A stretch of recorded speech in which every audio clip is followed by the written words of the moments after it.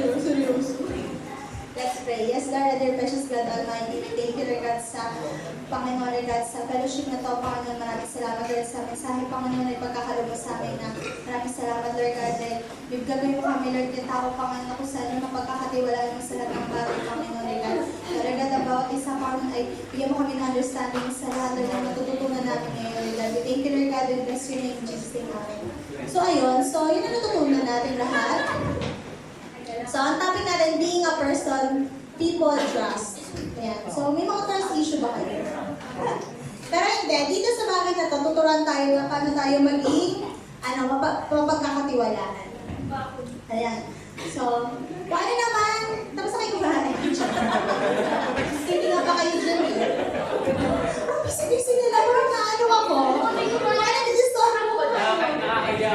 Ito talaga yung pag napakaano na, parang ano na eh. Demonstrate what to instill. So, ang ano dyan sa bagay na yan, is sample daw niyan ay yung, ano sample? Ayan, so, ang sample niyan is, people need to see what they ought to be. Ano ba? When disciple others, it is important to be with, I teach or ask others to do.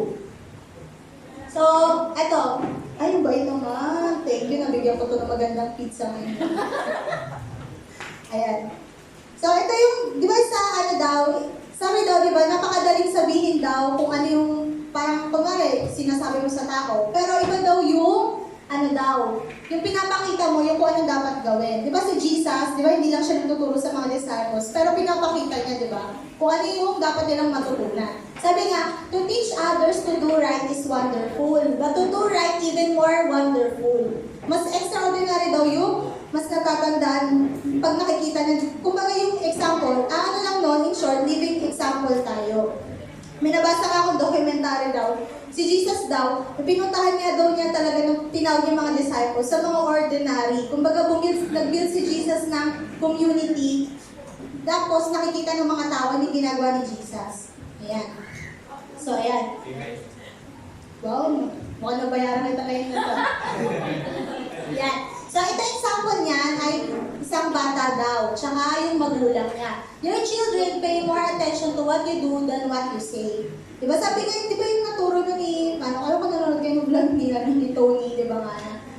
Mas imitators daw nga yung nanonood ng vlog eh.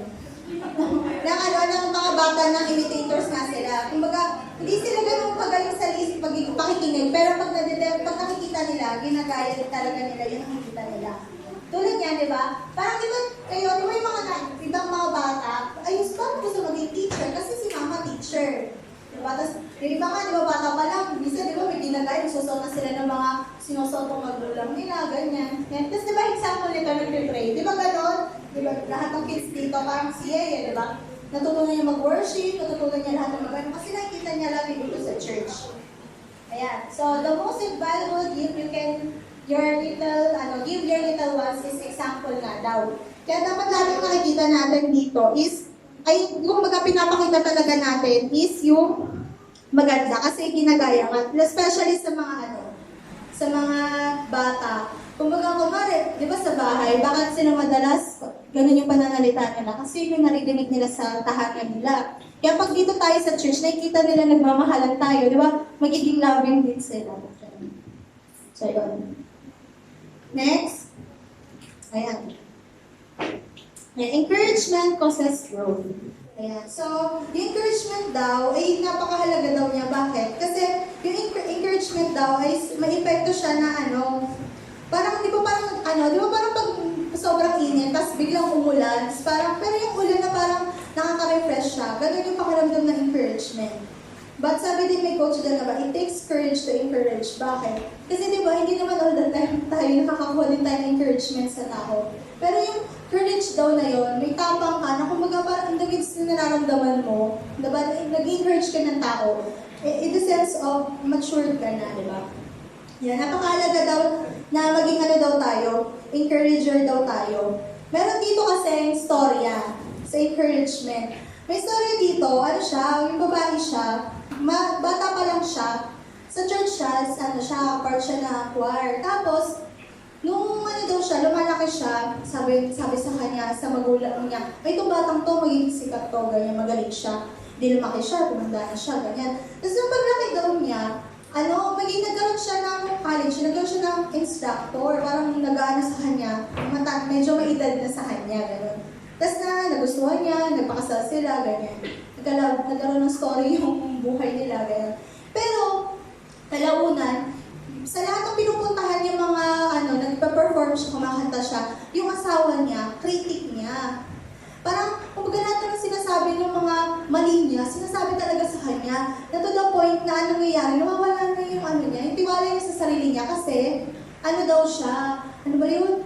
Parang nadadaw na lang siya kasi parang lahat na ng mali, parang pakiramdam wala na siyang tamang nagawa. Then, parang nawalan yung confidence niya, parang nawala na siya ng gana. Then, suddenly, yung asawa na niya yun, namatay siya. Tapos, nung namatay siya, nakakalala siya ulit, ng ibang lalaki. Diba? Makakita siya. Ang chismis. Alam mo yung si Aling nakita ko doon. Tapos nagkaroon pa siya ng bagong asawa. Pero yung pinagkaiba nung asawa niya nung una tsaka nung bago, siya, ang ginagawa daw sa kanya ay na-encourage siya. Kumbaga, natutuwa sa boses niya, parang na-appreciate siya, yung talent, na-appreciate yung talent niya. Hindi yung pinagkaiba daw nila. Sabi nga daw, there are enough critics in the world. What we need are more cheerleaders. Diba? Pero pero minsan, di ba natapik natin kay Melay? Okay naman ang criticism, di ba? Dapat ma-handle na rin natin siya na tama. Pwede mo bang sabihin, mali mo, tinuturuan lang naman siya ng asawa niya na maging better siya, gano'n. Mali ba yun? Gano'n. Ganun talaga ito, gano'n. Dahil ako sabi mo, siyempre naman, hindi naman lang tayo. Hindi, pero diba kasi, yun nga yung diba, yung natapit ni Melay, na baka kasi yung too much critics na yun, masyado ng malalim. Kumbaga, ang natitira na yung pagkatao niya, akala niya, yung performance niya na lang yung mali, pero pakiramdam niya, siya na yung mali, diba? Di ba sabi doon may, si Melay na, nag-impact sa kanya na, mag-critics ka, ang mo yung problema, hindi yung person. Kasi yung nangyayari, madalas, person na yung nararamdaman niyang mali siya. Pero, syempre, pa rin natin, itansyahin pa rin natin, kasi, alam niyo ba, diba sa mundo, diba, parang hindi niyo mahirap, kaya man, magpa-vlog-vlog ka, magpa-post-post ka. Parang yung pag-angat, diba, ng tao, minsan, meron diyang akibat ng mga basher. Diba? Para alam natin, pag ang nag-critic sa atin ay hindi malapit sa atin, alam natin, lang yan, fault finding, yung mga naghahanap ng mali, gano'n. Pero pag malapit sa atin, tapos nakukorek tayo, for sure, ikakabuti natin yan. I-check din natin. Kasi baka masyado na natin tinatanggap lahat ng mga sinasabi. Check din natin yung tao na ba to, reliable ba to, para magsabi sa akin, okay, may relasyon ba kami. Tapos isipin din natin na baka yung opinion niya lang, yung bala siya. Hindi niya. Ganun. Pero yun yung usually, kasi yun yung madalas, alam niyo naman, pagka-away niyo, alam niyo, aawayan lang din kayo yun. Pero pag mga kasapi niyo yan, mali kayo yan. Mapapunta na sa kulto yung ginagawa. Kasapi. Sabi, kakampi ka ba o kasapi? Diba?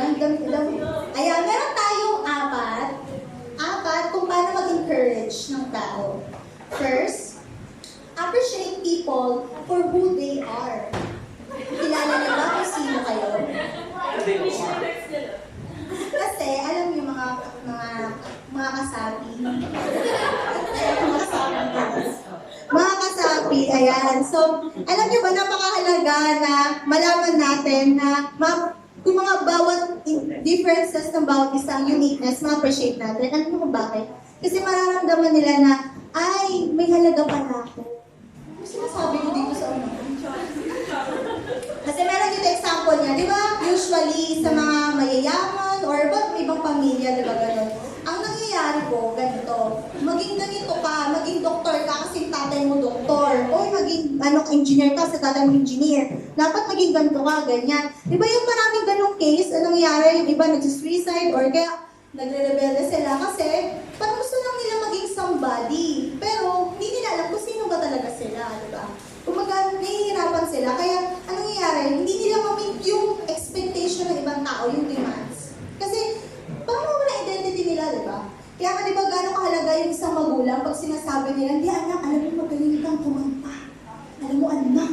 ganda mo. Pwede kang maging teacher. Hindi naman mo yung basta teacher ka. Diba? Kung napakagaling mong sumayaw. Basta, magwalis ka lang sa labas. Pero yun, so, di ba yun yung mga bagay na parang napapansin nila, nagiging very good lang sila pag gumawa sila ng very good. Pero, hindi sila very good. So, very good ka eh. Very good ka. Alam ko naman, malalalang understanding mo, no? So, kahit na ako mag-elaborate, hello? Just accept who I am, guys? Okay, I appreciate ka na. Kasi sensya lang, hindi ko mabigyan kayo ng mahal. Ano sa atin, ang ganda-ganda pa naman ng ni Ate Ruth, diba? Tapos okay, Ministry of Consideration, guys. Okay, ko naman. Yeah, not because they are priceless, individuals in this world. So sa body of Christ nga, diba? Hindi naman tayo lahat mukhang paa at amoy paa. May mga tao lang din mukhang indron. Hindi, joke lang. Pero hindi naman, tulog sa paa talaga. Wala kayo na indron. Hello, party ng paa. Indron talaga. Pero diba sa body of Christ, nagko-compliment tayo, but not competing. Diba? We should complement each other. Kasi hindi natin dapat kino-compare ang bawat isa kasi unique tayo. Ay, kumari ako, si Abby, hindi ko siya pwede maano sa akin, ma-compare kasi hindi naman natalsik yung lawan.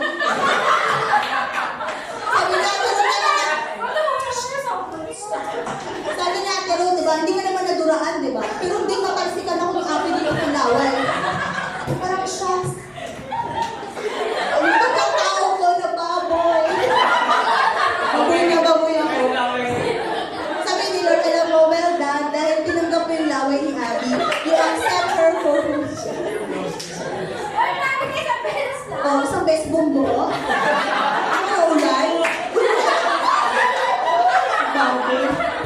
Sorry, shucks na lang na YouTube. Yung mga gano'n nangyayari. Dati pa po yan, wala akong COVID in anyway. Okay. For your information. Okay. Second, dami sinasabi. Ayan, na-appreciate niyo yung tao kung sino sila. Basta kilalanin niyo kung saan sila, kung sino sila, gano'n. Huwag mo ay, hindi ka masaya, hindi ka tulad ni ganyan. Masakit yun. Kasi syempre, si May, hindi mo siya pwede i-compare kay Abby. Pero si May, talagang ganyan siya eh. Pero yung part niya, talagang loving.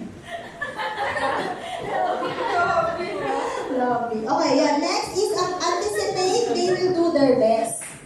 Ayan, so, sa do their best naman, syempre, di ba, dapat yung tao, tinatry din natin na you always try to look at them not as they are, but what they can be. Kunwari, huwag mo naman natin limitahan yung tao na, ay, yun lang yung kaya mong gawin. Pero tingnan din natin sila, ay, hindi, magagawa mo pa yan ng better, ng best. Kaya mo pa yan. I-push mo pa yan.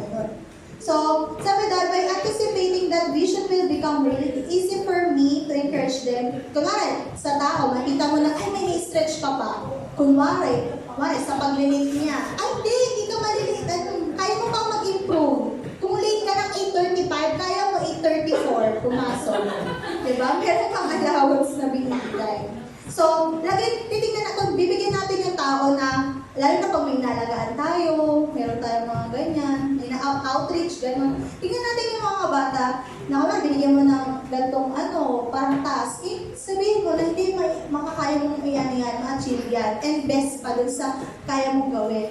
Pero, ang may isang din dito, na naisip ko na, sa anticipate na gagawin din nila yung best nila, pero anticipate mo din, hindi magiging perfect talaga yun. Dapat may allowance din tayo. Si Joyce Meyer na, yung turno ko sa kanya na sa asawa niya, di ba parang minsan kasi nag-expect tayo sa tao na pag dahil ba siya, parang sa tao nag-expect tayo na laging ibibigay niya yung best ito, hindi siya magkakamali. Then sometimes, ang nagiging problem nun, nagkaka-problem tayo sa tao kasi nag-expect tayo sa kanya magiging perfect siya. Pero doon magbibigay din tayo ng allowance. Ay, hindi niya, pero hindi naman yung down na down yung tingin mong allowance ha. Pero parang, ay, hindi magiging perfect. Sometimes madadapa siya dyan, then, may mga, rin siya, flaws din siya magagawa. Pero, alam niyo, bakit ginagawa nyo, binibigyan nyo ng allowance sa ibang tao? For you yun. Para hindi ka ma-hurt. Para hindi ka magkaroon ng para masyadong expectation sa tao. Dahil may hurt din nila pag hindi nila na-make yung expectation mo. Yan. Then third is, admire their accomplishments. Ayan. So, dito naman, alam naman, mayaman tayo dyan. Kumbaga, ito sa ato, binigyan niya na ako ng t-shirt, di pa ako nag-i-speak, di ba? So, admire niya na agad yung mga accomplishment na ganyan. Yan ang example. Dapat daw, giver daw tayo ng appreciation. Pero alam niyo bakit minsan ang hindrance ng pagbibigay ng accomplishments? Kasi minsan sinasabi, ay baka lumaki kasi ulo. Eh di ka gawin mo, alam mo, tugad with the glory sa ginawa mo, maglalaki ulo mo ha. Pwede rin, di ba? Diba parang kahit ako, i-remind mo agad siya. Parang lang din, parang yung maramdaman niya, may tama pala akong nagawa sa buhay ko. Diba? Yun pala yun. Pero nga yung sabi rin ni Aton kanina, huwag ka magdodwell sa mga accomplishment, huwag ka magpa-part doon. Kasi pag naging ka na, pag nag-dwell ka na doon sa mga accomplishments mo, ang mangyayari doon, yayabang na. Diba? Ay, tsaka may time din hindi ka na gumawa ng better, parang best mo. Kasi parang kontento ka na. Pero yun, parang lagi pa rin nagpupursue tayo, hindi, bibigyan ko kayo best ko, kaya ko pa yan. Okay? 4. Ayan. Accept personal responsibility. Ayan.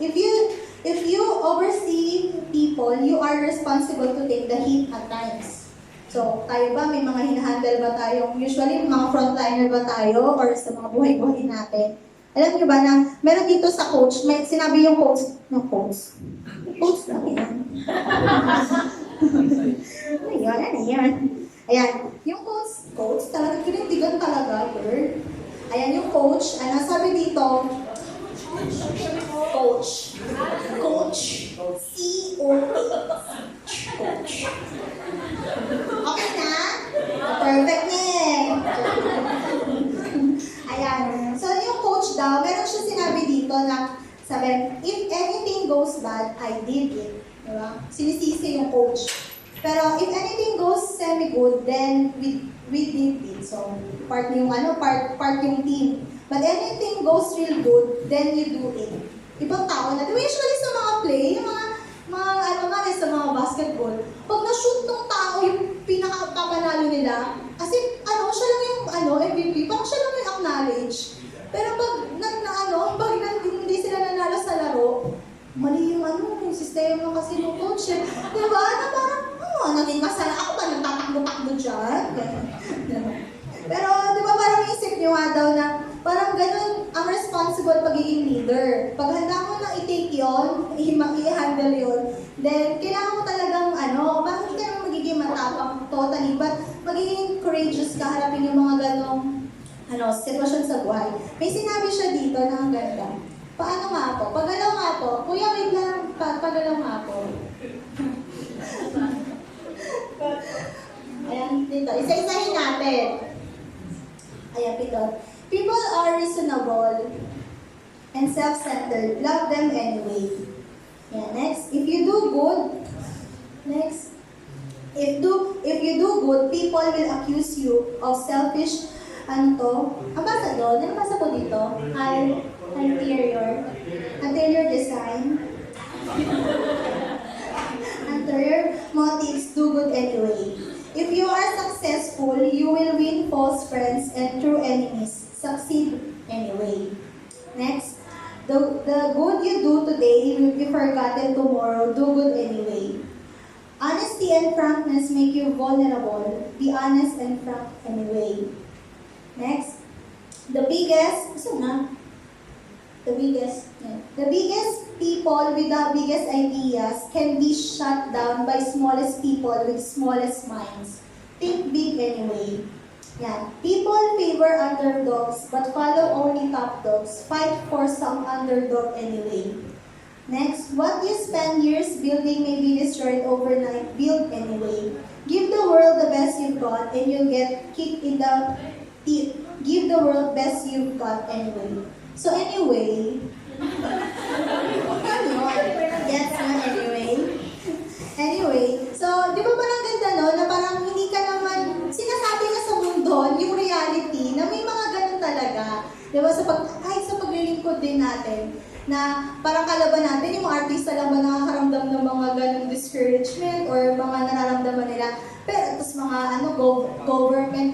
or something na malalaki yung mga posisyon na nakakaranas ng mga ganun. Pero di ba, kahit sa loob ng church din, may mga, dahil tao pa rin naman tayo, di ba? Hindi naman tayo excuse sa mga ganung bagay, di ba? Kwentuhan ni Elijah siya rin, di ba, nakaranas siya. Pero alam niyo yun, na parang yung anyway na yun, napaka-comforting siya sa atin na maging ano tayo, yung magpapatuloy tayo. Parang anyway, patuloy ka lang, parang kahit ano nangyayari sa buhay mo. Pero dapat may right attitude ka pa rin, right mind. Kasi parang kumari, i-combine mo yung tinatama kay Elijah na dapat may right attitude siya. May right thinking siya sa bawat bagay, sa tao, gano'n. Then, tapos magpatuloy siya, di ba magiging ano ka, magpapatuloy ka pa rin eh. Pero kung may pangit ang attitude, tapos may pangit na perspective, magpapatuloy ba ang tao pa gano'n ba? Hindi. So, ano naglalabang ko dito? Parang alam mo yan. Pero anyway, believe the best. Ayan. So, bilis ko lang, no? Ayan. So, believe the best. Ayan. Ay, may picture dito. Nung pinag-prepare ko to kay Lord, sabi ko, Lord, paano ba yung ano? Para example lang, may tignan ko namin yung paano mapagkakatiwalaan. Then, ito yung kwento ni Peter. Nalala niyo ba yung kwento ni Peter na after si Jesus mamatay, may resurrection siya, tapos nagpakita siya sa disciples, di ba? Tapos, kinausap niya si Peter. Kumbaga, kinausap niya si Peter, ano ba yun? Personal, di ba? Wala yung mga ano. Kasi si Peter, parang meron talaga siyang personal na inano sa Panginoon eh, na nagawa talagang dininay niya si Jesus. Sabi dito, develop a person expectation level by believing the best of him or her. When you look up to people, they begin to look up to their dreams. Ang example dito, bakit believe the best? Kasi nung parang, itong story na to kay Peter, ewan ka na parang na-appreciate yung kwento ni Lord, na ni Peter siya ni Jesus. Meron ba sa buhay niyo minsan na parang may nagawa kayo na mali, then gusto mong ma-redeem yun, na gusto mong matama? Naisip niyo ba yung kwento ni Peter kung paano kabuti ang Panginoon? Kasi kung hindi bumalik si Jesus, habang buhay na mararamdaman ni Peter yung mali niyang nagawa. Nung bumisita si Jesus, hindi lang siya nagpakita na parang, di ba, ang galingan na attitude ni Jesus, no? It's when may ginawa sa kanyang mali, yung mga disciples. Si Jesus pa yung nagpakain sa kanila, di ba? Siya pa yung, dito na kayo. Pero yung mga disciples lalo, shucks, nandiyan na si Jesus. Parang na-remind lahat sa kanila yung mga alaala. Tapos si Peter, di ba parang, Lord, sorry. Di ba, kung binigyan ni Lord ng chance na na parang, yung believe the best, si Jesus naniwala siya na yung mga disciples, mababalik pa sila sa buhay nila kung bakit sila tinawag. Diba? Parang isipin yung napakaganda na example. Alam niyo ba yung pinagbalik ni Jesus? Kala niyo simple lang nagpabalik siya. Pero alam niyo ba ang na-restore doon? Na-restore yung fellowship nila kay Jesus. Na-restore din yung tingin nila sa sarili nila. For sure, nag-repent sila na iniwan nila si Jesus. Kaya tingnan niyo, after di ba si Jesus, bumalik na siya sa langit, yung mga disciples, binigay na nila yung buhay nila talaga sa Panginoon na wala ka nang nabalitaan, nag-backslide sila ulit. Kasi, na sila, na yung pakaramdam nila, nabuo na sila. Kumbaga, first, hindi natin alam kung ano sinabi ni Jesus personal sa kanila na pinapatawad ko na kayo sa lahat ng mga ganito. Buti si Jesus na wala siyang gantong attitude na, oo nga pinapakain ko kayo pagtapos mo kong iwan.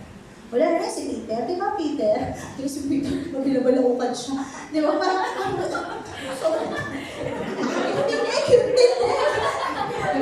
sorry Lord! Ayan, natin yung kakuloy kasi iniwan-iwan ba pa eh. Di ba? Kung hindi si Jesus gano'n, di ba? Kung hindi si Jesus gano'n siya, may bad attitude siya na, yan, karma yan. Karma. Pero hindi, di ba? Parang ang ganda nung pinakita ni Lord na restoration sa mga disciples. And makikita din natin na sa buhay nito na bakit si Jesus ganun niya din si Peter. Kasi alam niyo ba, nung time na yun na kinausap niya naramdaman ni Jesus, ganun na nag-repent pa lang si Peter, yung nagtinginan sila ng mata dun sa templo. Naisip ko nga din, Lord, sabi ko, alam mo si Judas, pwede pa tumaligtas yung buhay nito eh. Kung sana bumalik siya, doon rin siya sa templo, tapos tinignan niya si Jesus. Sana hindi siya nag-walk away, sana hindi siya tumakbo, sana hindi siya lumayo. Kasi si Peter, na-restore pa siya, alam niyo kung bakit? Sa kabila ng ganun, nandun pa rin siya sa templo, di ba? Parang sa lang siya ng disciple na talagang sagada na, parang sa loob ng kaaway na sinamahan niya si Jesus, kaya ganyan niya si Jesus. Sabi nga daw kasi, pag tinignan daw ang mata talaga daw ni Jesus, sa lahat daw ng mga nakakapunta sa langit, nakita daw si Jesus, yung mata daw si Kevin Sadre, di ba, dinescribe niya pinasok daw siya ni Lord sa mata ni Lord, parang gano'n. Tapos nakita daw niya sa mata ni Lord, nakita na daw niya yung sarili niya na iniisip siya ni Lord. Yung bata pa daw siya, parang grabe yung thought ni Lord towards sa bawat isa na personal. Kaya parang, for sure, nung nakita niya parang si Jesus, saka nagtingin na sila ni Peter, for sure si Peter, ba't siya nagkaroon ng godly sorrow? Kasi, naramdaman niya yung pag-ibig ng Panginoon sa kabila nung ginawa niya. Diba? Kaya ganoon din tayo, pag meron tayong tinuturuan, pag meron tayong mga pinagkakatiwala sa atin ng Panginoon, mag-reflect tayo sa ginawa ni Jesus dito kay Peter, na tayo sa buhay ng bawat isa na, diba, tayo rin naman na kailangan din ng gano'n. Alam niyo ba, isang bagay na masasabi natin na talagang, tayo, yung may heart talaga ni Lord is, once talaga na nakikita na natin yung tao, beyond sa sitwasyon niya, beyond so nagawa niya, kung sino siya. Kasi, di ba ang Panginoon naman, di ba, napakabuti nga ng Panginoon, no? Pag nag-repent tayo, tapos pag tinignan tayo ng Panginoon, tapos pag nag-repent tayo, tapos aksiyase ulit natin, pakiramdam natin may fellowship na ulit tayo. Ang galing ni Lord, no? Parang kahit siya, pwede naman yung sabihin sa atin na, enough na, nag-sorry ka, ganyan lang ha. Pero di ba parang isipin niya natin na parang, Lord, thank you, naniniwala ka sa best sa buhay ko, na kahit hindi ko naman alam kung ano kaya kong gawin, pero nag-invest ka sa buhay ko, kaya salamat doon dahil ikaw yung unang nakakita at naniwala sa akin. Yun. Then next, yan. So napakaganda yung story ni Peter. Kasi dyan tumatakbo itong story na to. Yan. Then sabi ito nga daw, how we view a person is reflected by how we treat a person. Diba? Diba yung kwentuhan natin, diba? Parang may mga taong tingin pa lang hindi nagsasalita. Pero tingin pa lang, kikilos ka yung body language ng tao. Di ba sabi nga sa Bible, yung mata, nag-reflect ng soul? Di ba, ng soul? Yung window, di ba? So, di ba, parang meron ba tayo sa buhay natin na parang nangailangan tayo, natignan tayo. Pansinin nyo, pag may mga conflict, pag hindi nagmamatahan yan, there's something wrong. Hindi dahil siya, may something na hindi makakita. Meron talaga yun. Hindi ko alam kung saan ako talaga mag-a-adjust. Pero pansinin niyo yun, di ba? Kaya di ba pansinin niyo yung mga bulag, wala silang kaaway. Kasi wala silang nakikita. Di ba? Wala silang masama sa kanila. Kasi sila nakikita, di ba? Ang ando nilang lahat, parang imagination lang nila, di ba? Kaya isipin din natin sa atin na, kunwari sa mga tinuto. Di ba minsan makikita mo pa lang sa tao pag galit, mata pa lang. Makuha ka sa tingin, makuha ka sa tingin. Diba? Ganyan yung mga sinasabi ng magulang. Makuha ka sa tingin na, huwag mong bilangan kita ng isa. Huwag mo ko bilangan ng isa dahil nasa 3 na yung sakit. Diba? Iwal pa lang. Bakit nandang 3 Sabi? Diba? Pero ayun nga, how you view a person, napakahalaga nito. Alam niyo ba si Peter, bakit din siya na-restore? Bakit din na-restore ang disciples? Kasi si Lord, nung bumalik siya, tinignan sila. Tayo ba sa judgment, pag tumarap tayo sa Panginoon, anong gusto natin? Di ba parang, Lord, tignan mo ako na may awa. Kasi pag tinignan mo ako na may judgment, nakakatakot. Wala ko sinasabi sa Lord, pero matatakot ka na. Pero, di ba, nagpipili tayo ng mercy, di ba? Kaya ganun din tayo sa kapwa natin, di ba? Na parang, Lord, ako lalo na ako, especially ako yung taong talkative ako, tapos sobrang talkative ko, mata sa mata, dati tinuruan ako ni Ate Jess, pag mag-i-interview ka, ganito tingin mo. Huwag naman yung...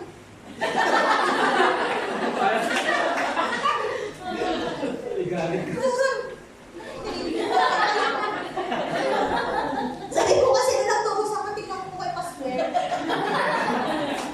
Ganyan sabi ni Ate Jess. Yung parang yung mata mo. Huwag naman yung palatang. Huwag naman yung ganon. Yung kaya di ba minsan, di ba yung mga tao sabi, unjudgmental daw. Yung tinignan ka, ulo, mukhang pa. Di ba, ulo ng pa, parang titignan ka ng ganyan. So, So parang, di ba doon pa lang, doon mo na body language mo, mag-change na. Pero pag tinignan mo yung mga tao with compassion, si Lord, di ba, narinig niyo sa Bible, si Lord nakakita siya ng mga tao with compassion. Kaya si Lord, ay pakainin niyo yan, pakainin niyo yan. Pero ang nakikita ng disciples, Lord, wala tayong pera, wala tayong daming pagkain, mo papakainin yan. Pero si Lord hindi. Naawa ko sa kanila, pakainin niyo sila. Di ba parang si Lord, iba yung mata niya. Kaya sabi nga daw, magkaroon daw tayo ng mata na katulad ni Jesus talaga. Lord, bigyan mo ako ng matang ganon. Lord, bigyan mo ako ng mata na, sabi diba sa Proverbs daw, yung tao daw na parang, gali daw yung taong ang nakikita niya, yung beyond. Kumbaga hindi yung mga false, kundi yung may love. Kumbaga yung may something, may beauty pa dito sa bagay na to. Yun yung talaga makikita natin ng pagmamature, mag-i-improve tayo. Yan. Kaya din tayo, pag nagturo rin tayo, pag may tinuturuan tayo, alam mo yung isang bagay na makikita ng tao sincere ka, pag may eye contact ka. Pero huwag naman yung utang talaga nakakatakot tayo. May binabantayan mo, huwag naman yung gano'n. Kumbaga, inviting pa din. Inviting. Di ba pansin niyo ba si Jesus, tingin niyo ba, hindi siya lalapitan ng mga bata, hindi siya inviting? Diba? Dahil si Lord din is, napakahalaga na isang, mata pa lang, ma-encourage na yung tao pag tinignan mo sila na may matang, Lord, ay may hope ka pa. May hope ka pa. Isang, di ba, talagang sense of touch, tsaka yung eyes, yan yung bagay na nakaka-encourage yan eh. Pwede rin yung maging, weapon para makaano ng tao, di ba? Maka-hurt. Pero isa din siyang napakalakas na weapon para makaramdam yung tao na siya, value siya. Ayan. So, gamitin natin yan. Okay? So, ayan, next. Bilis lang ito eh. Mga 100 steps. Joke lang. And never look down on someone unless you are helping them get up. Yan, napakagandang example niya na, di ba kasi sa society natin ngayon, napakadaling sabihin ng yung mga bagay na opinion lang nila, na hindi naman nila, they don't care kung ano mangyari sa'yo. Pero sa atin, di ba ngayon, na maging tayo, alam, di ba natin na-realize na, Lord, bakit ba kami laging tinuturuan maging ganito? Nakakaumay na ba? Nakakaumay na ba? Akin na, nag-Christian na, akin na bang labi? Akin na naman, there's something wrong ba sa akin? Hindi ba ako labi? Mapapaisip ka rin mga gano'n, no? Pero alam niyo bakit? Kasi tinuturuan tayo ng Panginoon na hindi lang tayo maging loving sa Panginoon, pero truly maging reflection tayo ng pag-ibig ng Panginoon. Kasi, di ba parang isipin sa mundo ngayon, hindi mo naman sila makakausap. Hindi mo naman sila makakikita. Minsan, mata, di ba, itinan nyo, pinapractice tayo sa Panginoon, maging maayos yung mata nyo, kasi lagi ka nakamas. Eh kung yung mata mo, hindi ka pa-inviting, paano nila pinagagawa? Diba? Hindi mo na nga siya makilala kasi nakamas na nga siya. Mata na nga lang, diba? So at least magbigay ka ng munal dito. Ilagay ko kayong balat ko dito. Diba? Ay, sa ating iya yan. May balat dito. Huwag naman, Lord. Baka marinig niyo yung panalangin ko. Huwag, Lord. Ano lang yun? Suggestion lang. Ayun. So, ayun. Meron dito ang sample. Ano siya? Fish. Alam niyo ba mata niya ata? Hindi yan dinis ha. Hoy, mag-alaga ka nito, Jules. Yung isda yan. Yung isda na yan, ay ang train niya, yung mata niya nakatingin sa taas, tapos yung mata nakatingin sa baba. Yan. So yung mata daw na yun, ang galing nga, ang tawag daw sa kanya, Annablems. Annablems. Ano yun? Annablems. Parang si Annabelle. Oh, shucks, siguro di naman yung marinig dito, diba? Yeah, so ayun. So, ayun nga, so marami daw dito na, yung Annabelles na yan, ano daw siya, apat daw yung mata niya. Yung una daw na nakatingin, baka may mga kaaway sa langit, hindi, sa air, sa taas. Tapos yung mata sa baba, yun yung natural na mukhang isda. Sa mga pagkain, tumitingin siya. Kaya ganun daw tayo, na ma-develop daw sa atin yung 4 eyes. 2, seeing what is, and 2, for seeing what might be. We can help others dream. Everyone needs to expose to a vision. Ayan. So, ibig sabihin nito, kunwari sa bagay na to, marami daw kasi mga tao, mag-encourage tayo sa kanila. Kunwari, may pangarap silang gawin. Meron silang vision sa sarili nila. Pero tayo, maging helping hand daw tayo sa kanila na tayo magkakaroon ng vision na gano'n sa tao, na ay possible, magagawa mo. Parang si Ate Ruth, diba? Yung sa, ay, may potential ka. Shucks, sabi niya ng ano, diba? Hindi nakita ng nanay ko, nakita ni Ate Ruth. Mama Ruth. Yan si ano, yun daw magkaroon na tayo ng eyes na gano'n sa ibang tao. Ayan. So, yan dapat daw ma-pursue daw nila yung ano, pero if we can develop, ano yun yung, parang ang mangyayari, i-stretch pa natin yung tao. Diba? Kasi magagamit niya yung 100% niya dahil meron tayong ganung vision. Kaya pag may inaalagaan tayo, tinuturuan tayo, huwag natin silang tignan hanggang saan lang. Kumbaga, tignan natin na, ano, kaya minsan nga sa tignan yung mga tinuturuan natin, o kaya sa mga ano nyo rin, mga outreach nyo, anong pangarap mo? Diba, minsan kasi di ba mga tao may pagpagitigil ng mangarap dahil hindi na nakakalabas. Pero bigyan natin sila ng gano'n. Kaya inisip natin, ay, talent pala sila sa mga social media, di ba? Ba't hindi nila gamitin? Mali mo maging ano sila. Pero yung debate, ano, si Art of Elijah Tan, alam mo, meron siyang, nag-share ako doon. Nag-ano ako, nag-comment ako doon. Ang galing niya, bakit? Nagla-live siya, tapos nagdo-drawing siya. Tapos habang nagdo-drawing siya, naka-live siya. Tapos nagkakaroon siya ng discussion. Ito yung topic. Tapos magtatanong-tanong siya. Tapos yung mga tao, yung nag-comment. Tapos sabi, ano pwede niyo masuggest? Kayo, ganyan. Tapos parang nagkaka-sharing time na. Tapos, yung mga comment doon, yun din niya yung ika-caption niya. Di ba parang isipin niyo, parang, ay, ang galing, no? May talent siya. Tapos, nagamit niya sa Panginoon, kahit social media lang. Diba? Ibig sabihin, na-stretch yung ano niya. Naisip ko nga, no, hindi kasi ako marunong mag-drawing, tapos magla-live ako. Magmamain ka lang kayo ako. Diba? Parang gusto mo rin kasi, gusto mo hindi dahil gusto mo maging bida-bida, pero parang gusto mo pang maka-reach ng mga tao, diba? Kasi sabi ko, Lord, talkative lang naman, yung mga ko, diba? Nakakainis ako, 1 hour, puro mukha ako. Nakakaumay. Naumay ako. Ayan. So, ayan. Next. Ayan. So, ito naman, ano, help others helps other be successful. Ayan. So, sa bagay na to, tutulungan naman din natin sila paano gawin successful.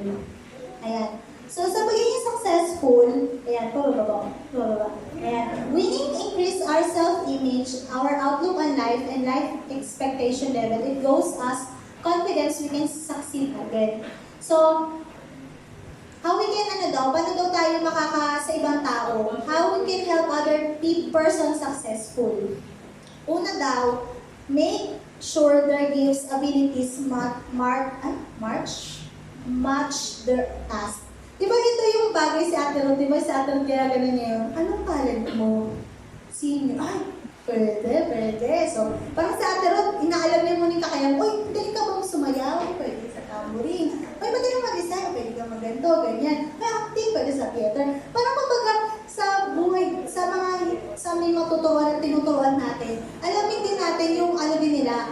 Kunwari, di ba? Si Gilly, magaling siya, kumanta. Eh, pwede siya sa tambourine eh.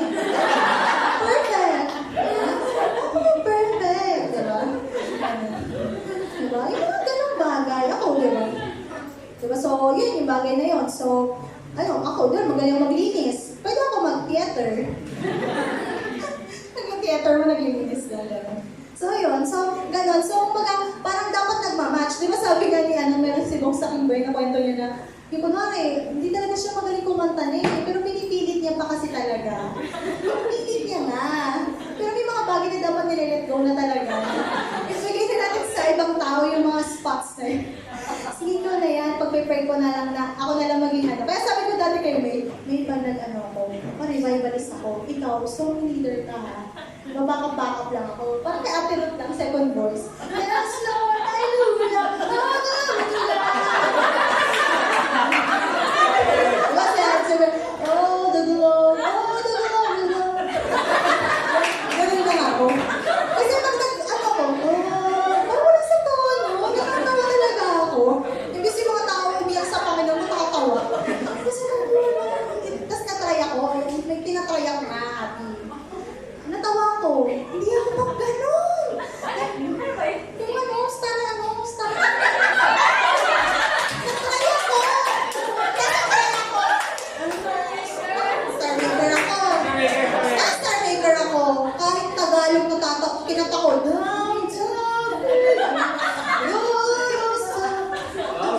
nalilate ako, sabi ko, hindi maganda, nalilate ako. Hindi ko alam kung may problema yung ako.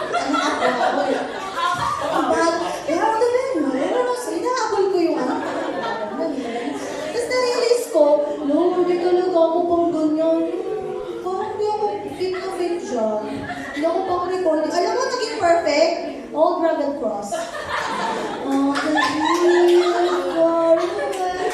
Perfect. Tulad yung mga ibang magaganda. Mga astadir lang ako.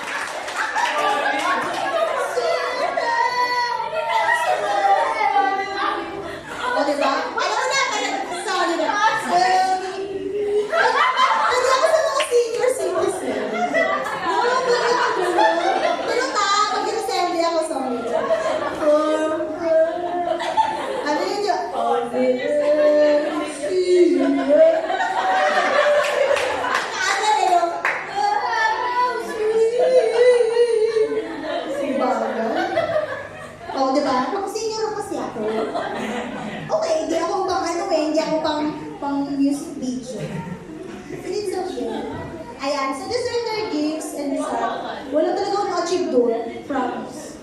And match them to opportunities available. Pero alam niyo na-record ko, yung the steadfast love, yun lang. Kasi yun lang yung pinakanta namin, kahit nakapinikta ko lang dinos, kaya ko yan. Wala. Yeah, so God gave you talent, so para daw maging benefit sa ibang tao. Sige, okay mo. Sige.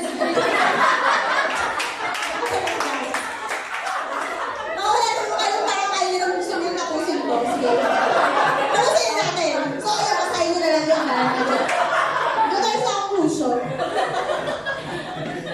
Ito, pinakailan. Kasi, baka slides ko wala, 15 na nga lang, ayun pa yun.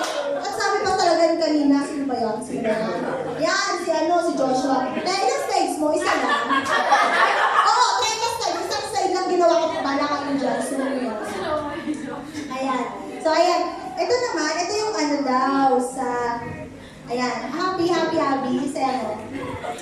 Ayan, so spotlights daw. Ay, alam niyo ba, nagbabasa ba kayo ng ni Ate Ruth, yung sa mga tesyuga? Oh, ayan. So, meron dito nabasa ko. Yung tungkol daw to, support rather than compete with others. Ito yung class ni Ate Ruth, diba? Kasi daw, diba dito, diba usually sa pag lumalaki na tayo, dapat binibigyan na natin yung spot sa ibang tao. Kasi everyone enjoys the glory of spotlight and the opportunity to shine. But it is a sign of a mature person who will afford another that prized position of recognition. Diba ka naman, tapos na, sa atin, diba? Graduate na siya, kaya laging, tinrain ko na kayo nang bahala dyan. So, ibig sabihin, sinishare mo. Kumbaga, sige naman kayo na, parang binibigyan mo na sa ibang tao. Yes. Kumbaga, inalis mo na yung sarili dun sa bagay na yan. Diba sabi din, ganda kasi nung sa the message dun, diba, na put yourself aside and help others to get ahead. Diba si Jesus, di ba pwede naman si Jesus siya lang gumawa, huwag na siya mag-disciples. Pero ang ginawa niya, nag-train siya para pag alis niya, pag ang mapupulfill ng mga gagawin pa ng Panginoon is yung mga talagang talagang tinuruan niya, di ba? Kumbaga, ang makilala, si Jesus, pero sila pa rin yung gumagamit. Kumbaga, tinitrain din yung attitude din nila sa bagay na yun. But I also, di ba, kumbaga, parang, ang dapat nakitrain natin sa mga tuturuan natin, hindi maging katulad natin. In Jesus' name talaga yun. I-review yung Jesus name, kaming katulad ko. Mga ganun. Kumbaga, maging katulad ka ni Jesus. Kaya dapat ang tinuturo natin is si Jesus. Ang lagi maging example natin, si Jesus. Ayan. Next. Ayan, sabi nga, more of Jesus and less of me. Ayan. Next. Ayan, so equip people, ito, patapos na tayo. Equip people for future growth. Ayan, ito ba, you and I don't grow another person, but we can grow him by the equipment of to develop himself.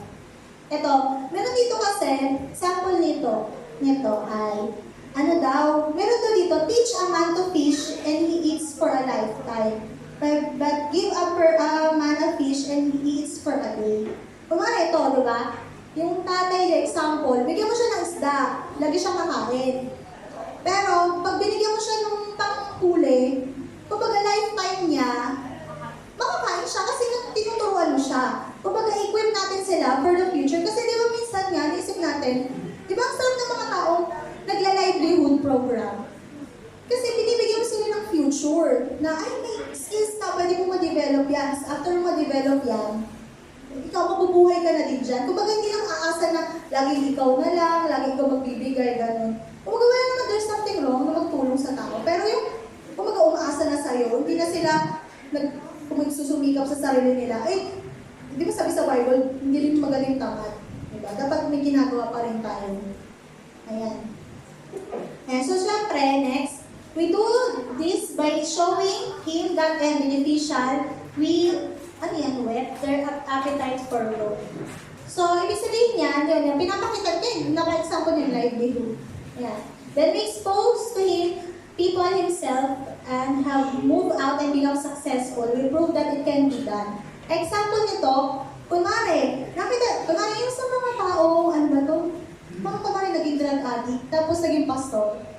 O example nun, di ba parang, uy, nakita mo ba to? Kunwari, may mga tao na mga ganun yung story nila, tapos pakiramdam nila, wala, bakit hindi na ako maging successful? O hindi. Kasi tingnan mo nga tong tao na to, ganyan siya katulad mo dati, pero tingnan mo naman yung nangyari sa kanya ngayon. Kumbaga, living testimony. Kumbaga, titignan natin, may mga tao naging successful, ay kaya mo rin. Diba? Kung possible sa kanila, ay possible din yan sa iyo. Ayan. Next. Ayan. Yan na. So, yan, yung ano yan, yung we provide an opportunity for him to be used. Ayan. So, ito naman, yung opportunity. Di ba ito, ang example nito dito sa church? Di ba binibigyan tayo ng mga saktulan nito? Pag-speak, diba, pag-lead mo sa mga ganito. Kumbaga, maliliit na equipment siya na parang matitest ka, matitrain ka na. Kaya huwag natin i-ano siya na parang maging babaliwalay lang natin yung mga ganito opportunity. Kasi, tinitrain tayo sa bagay na yan. Di ba sabi nga daw si David daw. Akala daw, di ba, nabasa ko dun sa commentary na si David daw, akala daw ni David, shepherd lang siya. Pero, hindi natin alam na sa buhay natin, may mga nilalagay tayo ng Panginoon sa posisyon na pababa. Kasi tinitrain tayo ng Panginoon dyan to be somebody, di ba? Hindi niya alam na, ay, king pala ako, magiging king pala ako. Kumbaga, ano ma-develop kay David? Character niya, di ba? Kaya siya ang napili ng Panginoon maging hari. Yan, next. Yan. Pabindot ko. Give people the encouragement they need to fence in, provide encouragement and know-how for them to expand their horizons. So ayan, di ba ang maganda may words ka na sinasabi, at the same time, yung know-how, paano. Dati doon kay Ate Ruth, Ruth, paano magturo? Di ba, dadalhin ako ni Ate Mer sa phase 1 ba yun, phase 1. Tinitignan ko. Then sunod, si Ate Ruth, tuturuan niya na ako paano mag-print, paano yung ganito, ganyan. Dati talaga kami lahat kami mag-outreach. Pero kung titinabot kami, di ba? Yung mga younger batch, lahat kami alam kung paano mag-print. Si Ate Ruth, tinuturuan niya kami mag-print sa church. Kasi doon kami piprint pang-edit doon mga may outreach yun. Tapos tuturuan kami na Ate Ruth kung paano. Then, akala namin, parang yung mga ganun simple-simple lang. Wala rin pala someday kasi pag nag-outreach ka, dadalhin mo pala yung mga ganun. Yung mga simpleng ganung tinuturo sa atin kung paano. Ayan. Next, the rewards will not only come back to them, but they will come back to you. Diba ito akala natin kasi, pag nagbibigay tayo sa ibang tao, parang kanya na lang yan. Pero hindi natin alam, dahil tayo nag-invest sa kanila, parang bumalik ka rin sa atin yun. Pero hindi naman tayo after kung mababalik sa atin yun. Pero tignan lang din natin na, parang naramdaman ko naging successful din ako sa bagay na to kasi naging successful siya. Pero depende na rin talaga sa heart mo yun. Kung talagang bang gusto mo, recognition mo lang ba or gusto mo maging masaya ka para sa ibang tao. Next. By believing in people and helping them trust in themselves, you have established a relationship which everyone involved is a winner. Diba napakasarap nga, diba sa buhay na to, na parang, maka-lift up ka ng isang tao, na parang, meron akong sa Facebook yun, ano siya, dati siyang, naging homeless siya sa Amerika. Tapos, in-interview lang siya, tapos sinasabi niya gano'n daw siya, ganyan. Tapos yun pala, sikat na sikat pala siya, ginugol yung pangalan niya, sikat na sikat pala siya before na painter. Yung paint niya, napupunta sa museum, gano'n siya kasikat. Big suddenly, naging homeless lang siya, edi binalikan siya. Tapos, nakulong siya. Tapos alam mo sa kulungan, ang pinapapaint niya lang, yung mga nips, kape, gano'n. Tapos nakaka-drawing siya. Gano'n siya kaka-talented talaga. Tapos, yung drawing niya na yun, si Kobe Bryant ata yung ano yun. Kasi, sige, si Pacquiao na lang siguro. Kasi nagkatsyang drawing ng basketball player.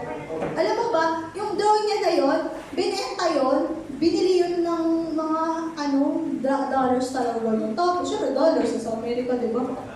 Tapos yung binili, tapos alam ginawa sa kanya, parang siya, yung mga ginagawa niya, parang bilang pinadrawing siya. Tapos, alam mo, yung isang drawing niya lang, bidding, yung 94 ka na, nag-ginanon. Oo, yun na nga, yun na. Si John, kasi yun. Tapos, na siya, coaching siya. Tapos, alam niyo ba, nabenta, tapos ilang $22,000, parang ganun kahalaga, kayaman, parang siya, parang siya makapaniwala na dating homeless na ako. Tapos ngayon, parang yung painting ko, parang binibenta ganito kamahal. Di ba? Isipin natin na ibig sabihin, ano yung pakiramdam? Tapos alam mo yung painting, yung mukha niya sa part sa Amerika, na parang sa billboard, nagawin yung mukha niya, na suddenly parang nobody siya. Then may someone lang nag-encourage sa kanya, may someone lang tinulungan siya. Pakiramdam nung tumulong, tuwa siya, parang naiiyak siya para sa tao na yun, na nagkaroon siya ng kinabukasan sa buhay. Ganun. Diba? Yun, isang tao pa lang yun, diba? For sure, kumbaga, gagawin niya rin sa ibang tao. Kaya sabi niya, lahat daw ng mga nakakulong, ganun daw gagawin niya, magtutulong din siya sa ibang tao. Ang babayaran niya, hindi tumulong sa kanya. Ang bayad niya, tutulong siya ng ibang tao. Diba? Diba kindness? Ano siya? Pan-domino. Anong pass? Pass na girl. Ayan. So, ayan. Ito, patapos na tayo. Pero dito, meron ako, ayan. So, people who reason high level of trust have developed their character and have earned the right to be trusted. Yung mga tao daw na, yung na-develop na yung character nila, yun daw yung mga taong na parang pwede mo mapagkatiwalaan talaga. Kasi hindi dahil kung meron sila something, but yung character nila ay tama na para pagkatiwalaan. When this important foundation is strong, positive relationships are built and are fed by encouragement and consistency. Next. Wait lang. And so, trust depends very little on person's name. Diba? Yung tiwala daw, napakaliit lang daw. Kung bakit magkakatiwala mo itong tao na to, napakaliit na reason lang kung bakit, dahil ba may pangalan siya, dahil ba may position siya, o dahil mayaman siya, o dahil may pera siya. Pero daw, ang pinakamagandang rason ba tayo nagiging dependable sa tao, paano siya pagkatiwalaan, dahil sa character niya. Dapat tignan natin yung character, itong tao na to ay katiwa-tiwala ba? Diba? Hindi dahil sa kung sino siya. Ayun kung baga yung kakayuan niya lang sa buhay, kundi dapat yung character niya talaga tignan natin. Ayan, next. Ayan. Patapos na ako, parang dinagdag ko lang itong bigla ko lang naisip itong entitlement. Kulun, ba't kaya ba kailangan itong entitlement na to? Kasi usually, di ba, yung mga taong pinagkakatiwalaan, babantayan mo talaga yung character nila. Matagal ko na ito narinig kay Bong sa aking entitlement. Pero sabi daw, entitlement will surely always guarantee you a seat at the victim's table eventually. Paano pa to? A sense of entitlement is cancerous through the process that is worth of gratitude and can be deadly to our relationships. Itong entitlement, nabanyan ko to sa servanthood. Diba? Pag trusted ka kasi diba, usually, napupunta ka sa linyang servanthood ka.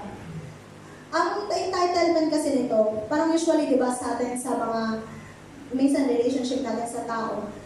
Minsan ako nag-reflect ako ng gano'n. gano'n, na parang may part sa buhay ko na na-hurt ka, sabi ko, ba't kasi dapat ganito, ganyan. Parang naghahanap ka ng something na maano ka ng tao. Yung entitled ako sa bagay na to, dapat ibigay niyo sa akin to. Mga leader tayo. Paano, what if yung mga tinuturuan natin, hindi siya mapagbigay ng parang hindi siya open sa'yo. Dapat entitled ako na gantuhin niya ako kasi leader niya ako eh. Diba? Usually may mga ganun tayo na, ewan ko, basta, ayoko magsalita ng kumbaga parang possible lang na baka magkaroon tayo ng gantong pakiramdam na dapat, malaman natin, ay, baka may ganito nga ako. Di ba sa tao kasi, si Jesus, napansin niyo ba? Na malaman yung narinig sa kanya sa mga disciples na, Diyos ako, Misaya ako, galangin niyo ako, respetuhin niyo ako. Di ba? Hindi niya naman sinabi sa Pariseo na, entitled ako sa kagalangan niyo, hindi na lang pinagsasabihin niyo. Di ba? Parang si Lord, wala ka narinig sa kanya na bigyan niyo ko ng entitlement na ganito. Kundi alam mo sinasabi, di ba sinabihan pa nga siya, isa kang hari, kampun ka ng kadiliman. Di ba? Parang sinabihan po siya ng ganun. Pero si Lord ba, nagsalita ba siya? Kumbaga, parang gumanti ba siya? Parang tangingi pa ba siya sa tao? Pero hindi, di ba? Pero kasi tayo bilang kasing tayong mga lingkod ng Panginoon, na magiging leaders tayo, ganun. Kumbaga parang tayo na parang kahit may tinuturuan tayo, hindi ibig sabihin yan. Kasi yun nga, doon magpo-pulse doon na parang hindi nga niya mabigay yung hinihingi ko kahit tinuturuan ko siya. Kagalis ako sa mga kids, sa mga anak, sa mga outreach ko. Meron pang teacher niyo ako, galangin niyo ako, teacher niyo, parang isa may gano'n, teacher niyo ako, mag-ayos kayo ng ugali niyo, ganyan. Pero parang isa may mga ugali sila talagang lumalabas na parang alam mo, hindi ka rin, na parang walang respeto, gano'n. Pero nung time na yun, habang nade-develop ako na tinitignan ko sila, kasi yung mga tao pala, yung mga tinuturuan ko, titignan nyo rin na, kasi sa labas pala nila, ganito kasi environment nila, dapat pala, tuturuan mo sila. Diba? Tapos dati nun sa mga bata, kala ko parang, dapat pala pansinin nila ako ganyan. Dati yung kay natutunan ko kay Nash. Kasi yung kay Nash, grabe na tagapasensya ko siya kay Nash. Pero nang nakikita ko na ngayon si Nash na nagpapatuloy siya, nagpapasalamat ako sa Panginoon na ganun pala yun, di ba? Parang kung dati tinitignan ko kasi si Nash, makulit lang siya. Wow, bida-bida. Bad boy. Pero nung ngayon tinitignan ko, kung pala si Nash, kung tignan mo siya na mag-i-improve pa siya, tingnan mo, nag-worship na siya, nagagaling-galing nga lang. Kaya siya kanya nakita lang. Nagdalawa pa. Nagagaling silang dalawa. Pero mamaya mag-worship naman siya. Kaya parang sabi ko, di ba napaka-simple lang nun, pero mag-i-improve yung tingin mo, tapos at the same time, yung mo sa tao, ma-appreciate mo yung pagbabago sa kanya, kasi ikaw, nagbago na rin yung tingin mo sa kanya. Tapos din naman ikaw, kung dati, entitled ako kay teacher mo ko, galangin mo ko. Pero nung natututunan mo na mahalin sila, mahalin mo yung itong tao na to, kung sino siya, then babalik sa'yo, pamahalin ka rin niya. Si Nash, dati hindi ako miningitian. Kasi hindi ko pala siya miningitian. Diba? Akala ko, entitled ako, hi teacher, good morning po. Dapat ganunin ako. Pero minsan nag-develop yung pride. Pero yung pala, dapat, natutunan ko, na pag titin ko na si Nash, ngingiti ako, tapos ngingiti siya sa akin. So, ibig sabihin, wala kang diniman, pero nakatanggap ka. Diba? Ganun din na, sa pagtitiwala kasi, na ma-develop sa atin to, para yung paglilingkod natin, ay lagi talaga tayo maayos yung character natin sa Panginoon at sa ibang tao. Ayan. So, your degree is just a piece of paper. Your education is seen in your behavior. Diba, totoo naman to? Diba, sabi, ay, parang walang modo, parang hindi nag-aral. Pero parang, diba, doon may kita mo pag may pinag-aralan, pag, maayos yung character niya. Kumbaga yung, relationship niya sa mga bawat isa. Ayan. So, sabi din dito, yung entitlement daw, kasi kailangan ma-develop sa atin to na mawala sa atin to. Kasi, ang mark of maturity is not only to have confidence in one own's abilities daw, but also in abilities to others. Kumbaga, parang yung abilities na dinidevelop sa atin ng Panginoon na hindi lang para sa atin to. Kumbaga, hindi talaga to, yung bakit tayo nag-aaral ngayon, o mag-i-improve ka, o tapos, saan gagamitin niya, di ba? Siyempre, dapat sa ibang tao na parang makita yung kumbaga paano ka binabago tayo ng Panginoon. From glory to glory. Ayan, isang bali ako dito nabasa quotes about kay Peter. Okay. Don't shine so that others can see you. Shine so that through you, others can see Him. Diba? Diba sabi, Lord, tago mo ako sa krus ng liwanag mo. Kasi si Lord yung makita talaga sa atin. Hindi yung iba, hindi ikaw. Sabi, Jesus called Peter a rock. Long before, Peter was stable and mature. Then He leads us to calling, He leads us by calling out but what He sees. Sobra naman kasing He leads us by calling out what He sees, not by calling of our failures. Yung parang pang-say ko talaga ako, pero lumalapitan. So, ayun daw, si Jesus daw, tinawag niya daw si Peter, rock pa lang siya, kahit hindi pa siya stable. Parang di tama ba? Long before Peter was? Tama ba? Parang si Lord nagkaroon na agad ng vision tungkol kay Peter, regardless kung anong nagawa niya. Nagkano din sa ibang tao na tayo, ba't tayo nandito?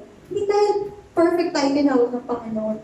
Sometimes nga, pag tumatagal tayo sa Panginoon, mag-reflect tayo kung ano ba tayo before. Then sabihin natin sa Panginoon, then ma-appreciate natin, Lord, thank you, alam mo ba dati? Kung wala ka sa buhay ko, siguro may tatlong anak na ako. Parang tao na rin. Mga gano'n. Parang may perspective ko na magiging ganito yung life ko. Kung, di ba, si Abby magagaganyan-ganyan pa rin yan. Abby, magagaganyan-ganyan pa rin yan si Abby. Di ba, TikTok na rin yan si Abby. For sure yan. Di ba? Pero di ba, ang napakabuti ng Panginoon, na lahat tayo tinignan ng Panginoon na may something sa'yo na then, di ba, you're a rock. Di ba? Kaya, si Peter, binigyan siya ng Panginoon ng vision, then, tinulungan siya ng Panginoon para magawa yun. By means, then, in-equip siya, din-disciple siya, tapos hanggang sa huli, ni-restore siya, pinatawad siya ng Panginoon. Then, di ba si Peter, nakasulat pa siya ng libro, pangalan na nasa Bible. Di ba parang sipin yung nobody magagalit? Di ba si Peter, magagalitin pa nga si Peter, di ba? Kung ano pa si Peter, kung impulsive pa siya, pero, di ba, binago siya ng Panginoon. Pero si Peter kasi, willing kasi siyang, parang magpasakop sa Panginoon. Yun ang maganda. Kaya gano'n din sa atin na, parang tayo rin na sa magiging turuan natin, di ba, na laging tignan natin sila, may future sila sa Panginoon. Then, sa tayo rin, kasi tayo rin naman, di ba, kailangan rin tayo na, Lord, tignan mo ko na may magagawa pa ako sa kaharian mo. Totoo, meron doon. Di ba, sabi, doon sa sinasend ni Ate Ruth, meron doon na, you matter. Kasi talagang, yung church, hindi naman magpa-function na parang wala ka, pero kumbaga yung, may halaga ka dito, may magagawa ka, hindi magagawa ka ng iba. Di ba, sabi nga daw ni Peristo, di ba, kunwari, dito ka, nandito ka sa moment na to, tapos dapat may darating na tao, tapos masyasharean mo. Dahil wala ka, iba'y nag-share. So, napunta yung reward sa tao na nag-share kasi wala ka dun sa moment na yun. Kaya kung sa sitwasyon natin ngayon, nandito ka, kahit paupo ka lang dyan, tapos palang may dumating, tapos may, kailangan niya ng someone na makakausap, tapos katabi ka lang niya, tapos nasharean mo, tapos nagpatuloy siya. O diba, isipin mo, kinausap mo lang siya. Hindi ganun kaka-importante. Kung ang tumabi si John, naman dyan yung kasi hindi ka pumunta, hindi wala ka, diba? So, pahalagan natin kung ano yung mga ginagawa natin sa Panginoon. Tsaka, yung tinuturuan natin, huwag tayong tumingin sa quantity lang. Ay, tama. But the quality. Yung quality na binibigay natin habang nagtuturo tayo. Kasi, hindi naman natin may pagmamalakas sa Panginoon. Tinawag ka ng Panginoon, isang kaluluwa lang yung dadalhin mo, naka-assign sa'yo. Pero, umuulan na ba? Ayun. Tapos diba, parang isipin natin na parang isipin natin, dahil nag-ano tayo ng parang mas marami pa, pero yung pala sa isang assignment nga lang ng Panginoon, hindi pa natin magawa, diba? So, ayun. So, yun lang. So, ayan. Tulad na.